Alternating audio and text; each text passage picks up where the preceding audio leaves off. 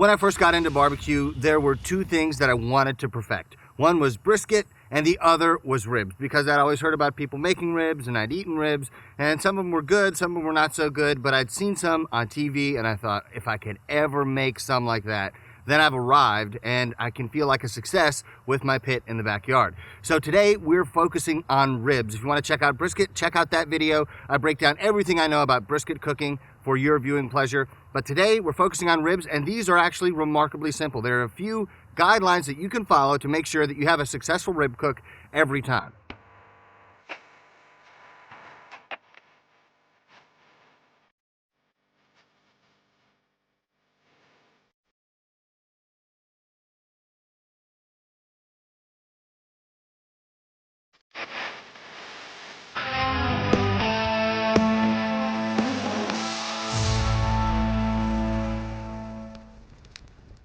The first issue that you'll run into is whether or not you should get St. Louis cut spare ribs, full spare ribs, baby back ribs, loin back ribs, and you might be confused by that. There are two broad categories of ribs that you should be aware of. The first would be the spare rib. They come from lower down on the hog, and they're usually straighter, meatier, and a little fattier. Whereas loin back ribs or baby back ribs are two names for the same cut that come from higher up on the hog, so there's more curve in the bone, and they're usually a little leaner than the spare ribs. I personally prefer the spare ribs. I think you get more meat on each bone, but some people might like baby backs more, but this method can apply to them both equally. Today, we're going to be cooking spare ribs. And spare ribs, like I said, come from lower down on the animal. They actually include the sternum, unless you get them St. Louis cut, where they take off the sternum, and they take off some of the cartilage, and they have more of a rectangular appearance. And these require almost no trimming, and they're very easy to cook. So I would highly recommend you get these because they're available almost everywhere, and they're going to give you a good product, and you're going to have good results. The basic process for today's cook is to keep it simple, but do it very well. So we're going to take those St. Louis ribs. We're going to season them simply, salt, pepper, and a little bit of Lowry's to give some of that umami flavor. We're going to put it on the smoker at 200 degrees, nice and smoky, so we get lots of smoke flavor, because we want it to be nice and robust, because we don't have 16 hours to put on smoke flavor like we might have with a brisket. This is going to be a much shorter cook, so we want to make sure we get that smoke flavor in before they get cooked. Then we're going to wrap them and get them nice and tender, because there are two things in barbecue that you must do. You have to make sure that the meat is smoky and it's tender. And following these simple instructions, you're going to be able to get smoky and tender ribs, and your guests are going to be extremely happy. We're going to focus on those two things, and then I'm going to give you a few other tips and tricks to take your barbecue ribs from good to great. You can use any kind of seasoning you want. I'm keeping it simple because I want to focus on perfecting the simple. Then you can incorporate the complex. So the outline for the cook is simple. We're going to start at 200 degrees, nice and smoky. We're going to increase the temperature to 250. Once we have that smoke flavor on there, we're starting to get some pullback on the bones and starting to get some fat render. We're going to wrap these things up to finish them off. And we have a special trick that's going to really help you increase flavor and juiciness in these ribs that we're going to show you later. Once they get tender, we'll pull them off, and then you can judge for yourselves whether or not this is the way you want to cook ribs in the future. I bet it is. Here we have our St. Louis cut spare ribs. The beauty of St. Louis cut spare ribs is there's not a lot that you have to do with trimming. Now, when you're selecting your ribs, I would suggest looking for two things. One is thickness. Generally speaking, the thicker the ribs, the better they're going to be in the end. The other thing I'd look for is good marbling. So we have two example racks that we chose to show you what each of those looks like. Here we have a nice meaty rib that's going to do well over a long cook. And here we have a rib that's thinner, but you're going to be able to turn each of these into amazing racks of ribs. As far as the trimming and prep for these goes, it's very, very simple. On this side, all I'm looking to do is cut off the parts that are kind of hanging off, that aren't really square. So I would square it up down here and take this off. On this rack of ribs, I would kind of square it up at this end, and then we're going to score the membrane on the back. Two very simple processes that mean that prep for St. Louis spare ribs takes you about 30 to 45 seconds, and you're good to go. So this cut, it's just too thin to do well over a long cook. So unfortunately, it's going to have to find another purpose. You could take this, you could use it in beans or another place where it can really shine. It's not going to shine on the smoker, so it's best to use it for another purpose. Then we have this right here hanging off. Just kind of round that up. And it's very thin here, so I'm going to watch that, but we have kind of squared off looking rib.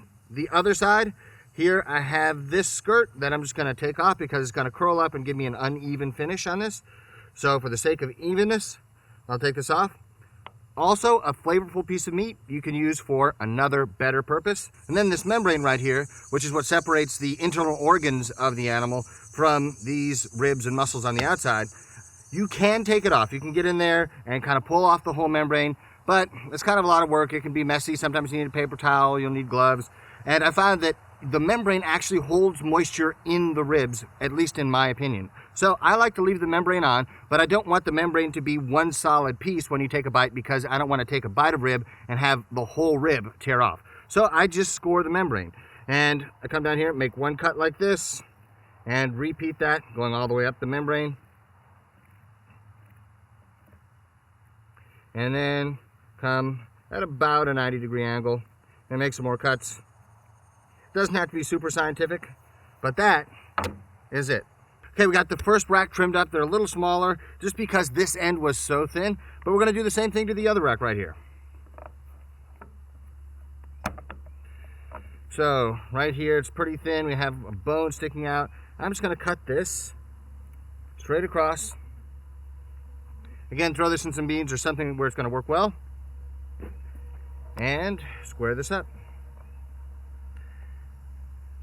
Round corners are going to be your friends, because the rounder it is, the better it's going to work. Ready? Okay. And then here we're going to take off this skirt.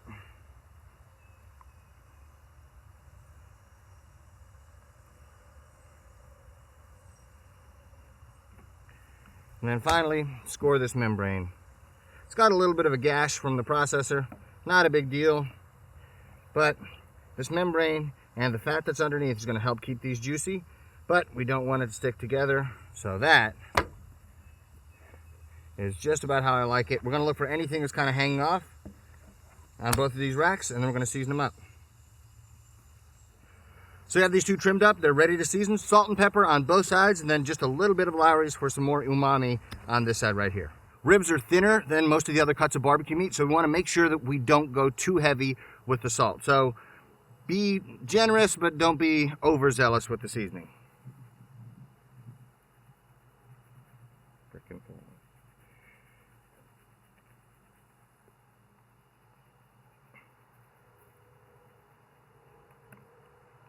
And then we're going to come back with just a little bit of this Lowry's, because we don't want to oversalt it, because Lowry's is pretty potent, but we want to add a little bit more flavor, because that salt is really going to pop when you take a bite of these ribs.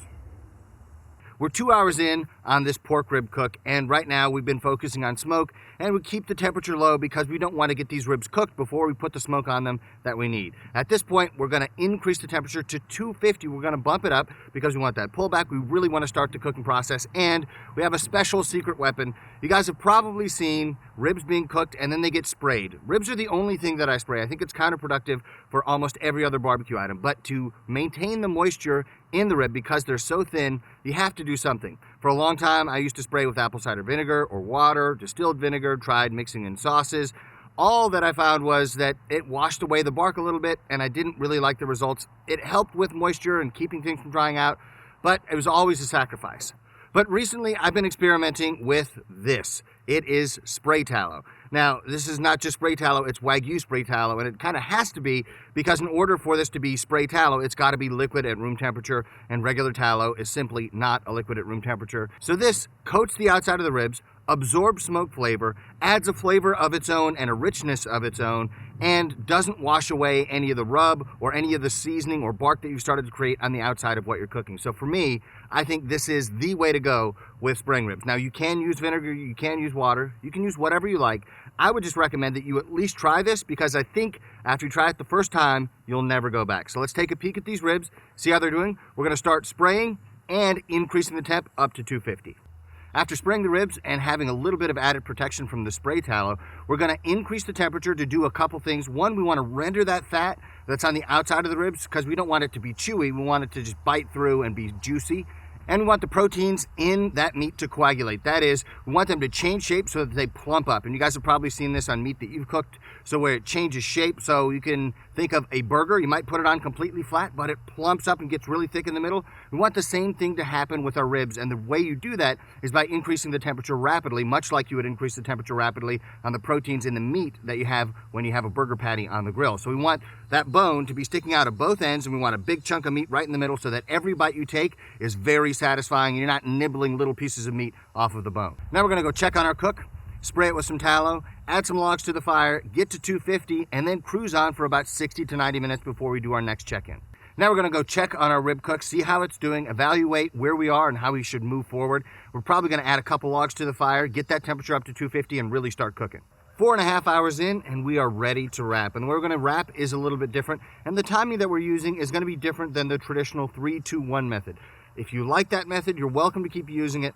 But of all the people I've taught to do it this way, I don't think any of them have ever gone back to the 3-2-1 method. I think this is a superior product. You're gonna enjoy it more. And it's pretty simple, not harder to do. So I'm gonna grab the ribs, we're gonna wrap them up in a sheet of butcher paper and smoked tallow. So this might be a new way for you, but it's the way that I found that I like the best.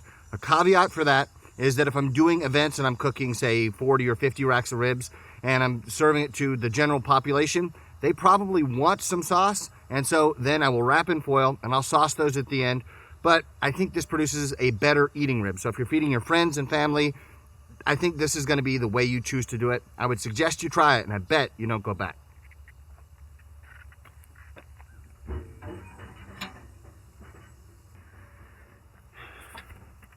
All right, if we look at these, they look beautiful. Nothing is burning. Deep dark color. This fat is beginning to render. So this is all stuff that I'm really liking. I mean, we've been cooking them for a while, but they're not dried out at all because we're cooking gently here. We're reducing the airflow with the damper and we're keeping it nice and gentle, nice and smoky. And at this point, we're after tenderness. So the process is very simple. I'm gonna grab some of this smoked tallow. You can use lard if you want, no big deal. I just happen to have a lot of tallow on hand. And we put it down, be generous, put it meat side down, and then we wrap it up like a little package. So we're meat side down, meat side up.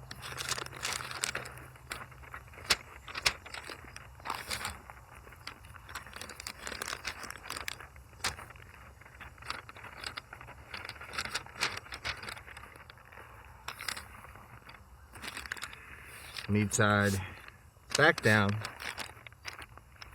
meat side up, and then lastly, so we finished wrapping it. It's meat side down because essentially I want to confit all the meat side because the back side is protected by that membrane already. So we want to get maximum juiciness by doing it this way. I'm going to get the other rack, do it the exact same way.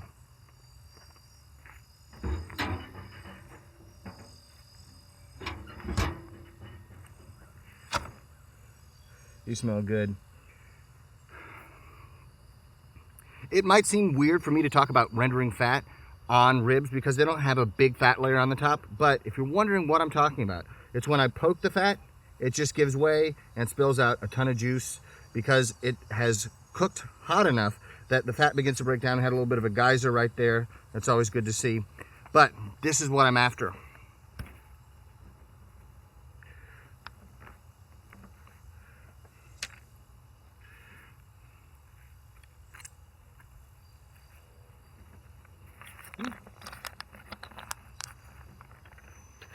Meat side up.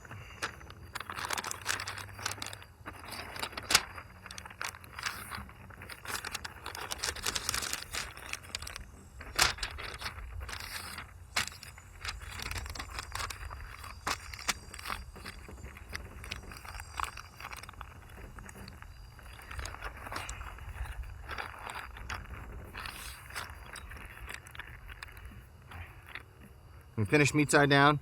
And here we have a little parcel of absolute deliciousness. People will try this oftentimes and then they will let me know. I didn't really expect much out of that, but they were by far the best ribs I've ever made. So try it out, you'll be glad.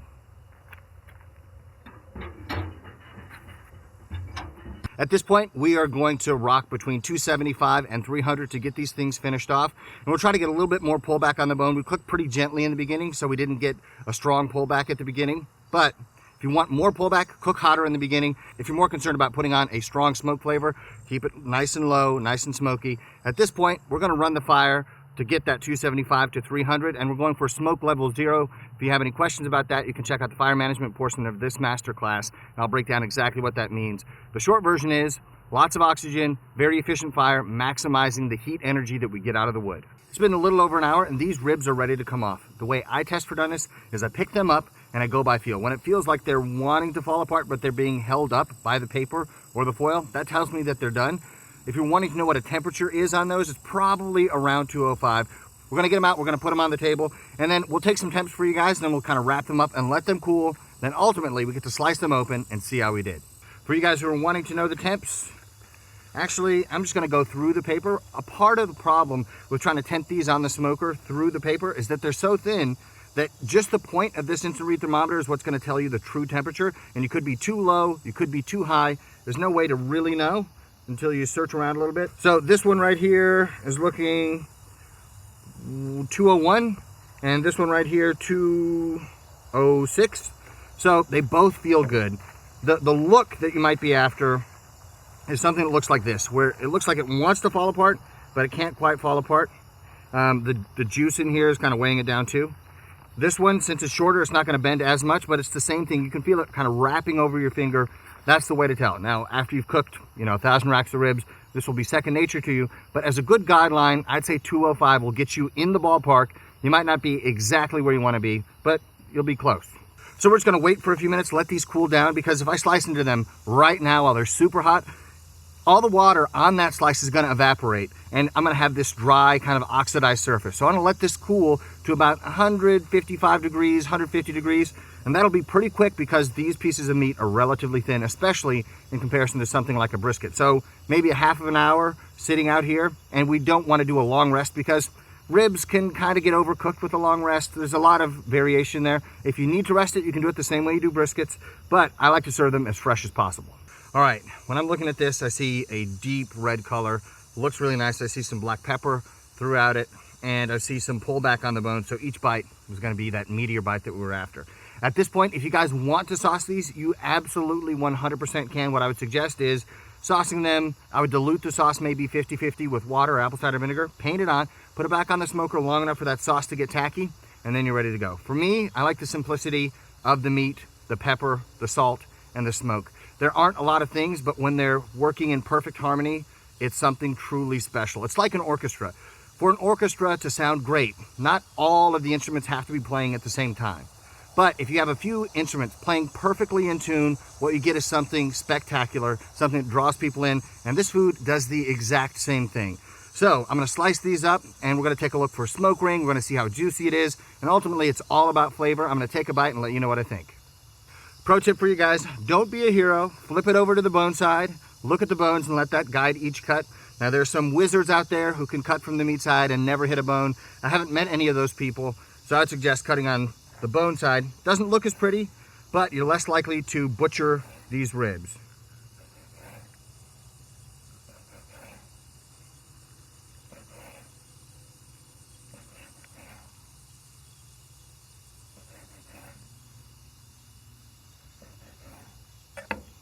So, let's flip these over, see what we got. So I'll just take one from the center here. That's looking really juicy to me. I mean, if you want a juicy rib, this is a great way to do it. The smoke ring is actually so thick that this part of the rib is almost completely pink, only kind of a bullseye of non-smoke ring right there. So when I look at this, I see, first of all, the smoke ring, because we started really low and we're taking the cook really slowly, the smoke ring is so thick that it's actually touching for a majority of this rib. There are a couple spots here and here where I see that there's unsmoke ring meat. And then on this end, you can see where the true color of the meat that hasn't been affected by the smoke, making, it's a compound between myoglobin and some of the smoke products. We don't have to get into all the details here, but that's the true color of the meat. All this pink stuff is from the smoke ring. So we should have good smoke flavor on here. If we squeeze this, we see there's lots of juice in this thing. So we don't have to have special ribs. All you have to have is the knowledge to cook them properly and a few tools at your disposal to create something that's going to be smoky, tender, and ultimately exactly what you're after. Okay, so now the moment of truth. I'm going to take a bite and we're going to evaluate it. There is a membrane on the back that we scored, but wow, that's a lot of juice that just flung off my fingertips. It's a good sign as well. But I don't think the membrane's going to be an issue. I think it actually helped keep this thing juicy. What we want is a clean bite, but we don't want it to fall apart. We'll see how close we got on tenderness. Oh. The flavor is just so rich and good. Oh. If you want ribs that are as juicy as possible, this is the method. It's rich, but it's not so sweet with sauce that after you eat a few, you feel like, oh no, I think I'm gonna be sick. It's a completely different experience. So, if you want sauce, you can absolutely do it. If you want a more complex rub, you can do it. It's just how you want to score for the orchestra that is the flavor profile that you're after. For me, I like simple, I like it done well, just like this. I would encourage you guys to go out there, try it, use the products that we did, use the method that we did, and I think you're gonna be really happy with the results. Examining these bites, here we have clean bone underneath. That tells us we cooked it long enough, but we didn't have disintegration of the meat, so it didn't all fall apart, it didn't all come off the bone. In the popular imagination, fall off the bone ribs are the ideal. Whereas for barbecue nerds, you think fall off the bone, oh, that's a rookie mistake. Now, if you're gonna make a mistake on going too tender rather than not tender enough, because people will forgive too tender 11 times out of 10. But in order to have an ideal experience, you want a bite through on the rib, but you don't want it to fall apart. You want it to maintain its structure. In Texas, they go extra hard with this, and so there's actually some chew to the ribs. You kind of have to tear them off a little bit. I like a little bit more tender, but not all the way to fall off the bone. To me, this is exactly how I like to do it. But if you like fall off the bone, don't let me judge you. Do it the way you want. I hope you guys enjoyed this rib masterclass episode. I would encourage you to try some of the techniques that you've learned in this video, because I think they're gonna really help you make the kind of barbecue that you have in your head. For me, there are flavors that I have in my head that I seek to recreate or to create for the first time. There's an ideal rib bite for me. There's an ideal bite of brisket. And I hope this gets you a couple steps closer to achieving that. And I can't wait to see all the ribs that you guys cook, because viewing this is one thing, it can be entertaining, but actually getting out there and doing it and cooking for yourself and the people you care about is where the real payoff is. And I can't wait to see all the pictures you guys post. Please tag me at Mad Scientist Barbecue on any social media platform where you're doing this, because seeing those inspires me to try new things, to try new techniques, and ultimately to share it with all of you. So at Mad Scientist Barbecue on every social media platform. I can't wait to see what you cook.